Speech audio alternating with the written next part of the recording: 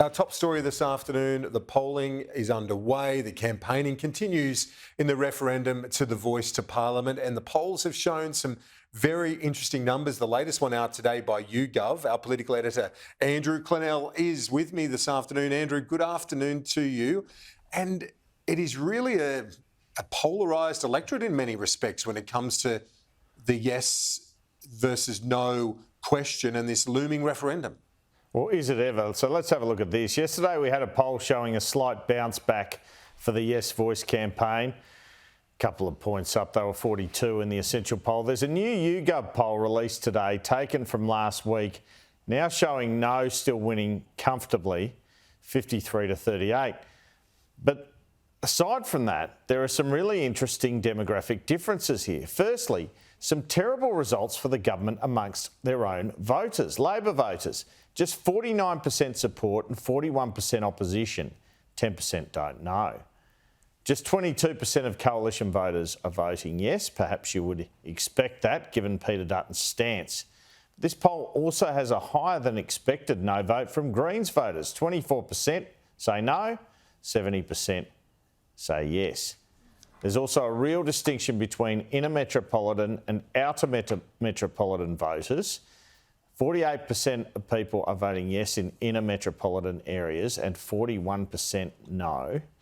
But you go out to the suburbs, outer suburbs, 31% say yes, 58% no. Prime Minister, of course, hails from an inner city electorate. But the most interesting result to me is to do with age. Amongst young people, yes leads among 18 to 24-year-olds, 58 to 34. Amongst 25 to 34-year-olds, 51 to 40, and even amongst 35 to 49-year-olds, 46 to 41.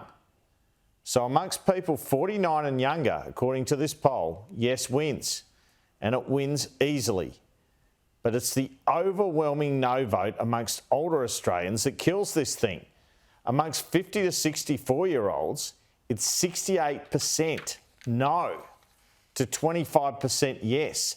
And those aged 65 and over, it's equally as polarised, as stark, 68-24. The YouGov poll, incidentally, has a 53-47% two-party preferred result for the government, which would pretty much be status quo from the 2022 election result. It would give Anthony Albanese a majority in the parliament, but only just. So after this expected referendum loss on October 14, we have a parliamentary sitting week, and I expect the announcements to come thick and fast as the government seeks to move on from what looks like, according to that poll and every other poll, a referendum loss. So we've had these migration compliance reforms announced by Home Affairs Minister Claire O'Neil today, where she took a shot at Peter Dutton from his time as Home Affairs Minister. We're expecting a bigger migration reforms package to include fast-tracking skills visas for immigrants over a certain salary.